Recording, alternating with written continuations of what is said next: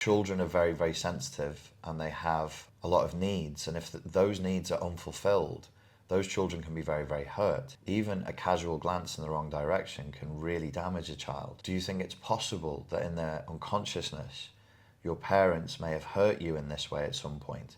And they'll be like, maybe. And then I'll take another tack with them and I'll say, you raised religiously, were you taught thou shalt honour thy father and mother? And then we'll find out either yes or no, because even if they're not raised religiously, if they're raised in a Christian culture, the Christian ideology is still there for absolute blind submission and honouring of the father and mother. And then we have a little philosophical chat about that. Like, what do you think about that? Does it help you? Does it hinder you? Do you want your kids to think that way? Do you want your kids to have blind obedience to some authority? What kind of a human being would that create? If it's me and my mum, that's me and my mum. You don't touch that. Well, okay, but what about if it's not you and your mum? You're the mum and this is your child. So now you're in charge. How do you feel about that? Oh no, I don't think I'd like my son to feel that way. It's like in martial arts, somebody gets a lock on you and you try to escape.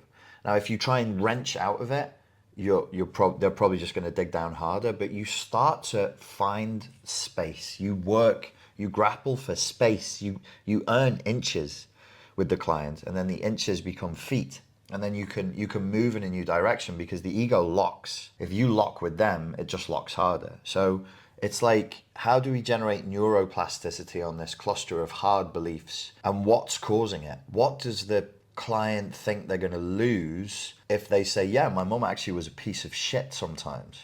Overall, she's a good person, she's a child of God. But when I think back about some of the things that she did, she was a real piece of shit for doing that. And if I saw somebody do that to my kid, I'd slap them upside the head. How do we get there?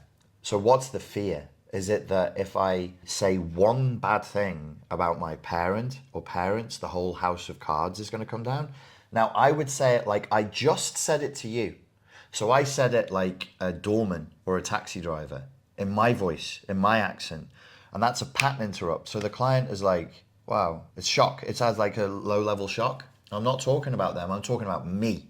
I'm talking about me. So again, we're creating perspective 1, perspective 2, perspective 3, perspective 4. And by the client, because they can't help it, they can't, in order to keep up with what we're saying to each other linguistically, the client has to imagine this. You're forcing them to imagine it so that they can understand you. They used to see it by one perspective, and inside of 10 minutes, you can go through 5 different perspectives, and it creates neuroplasticity around the issue. It's a psychedelic effect in the sense of being like a mind-opening effect.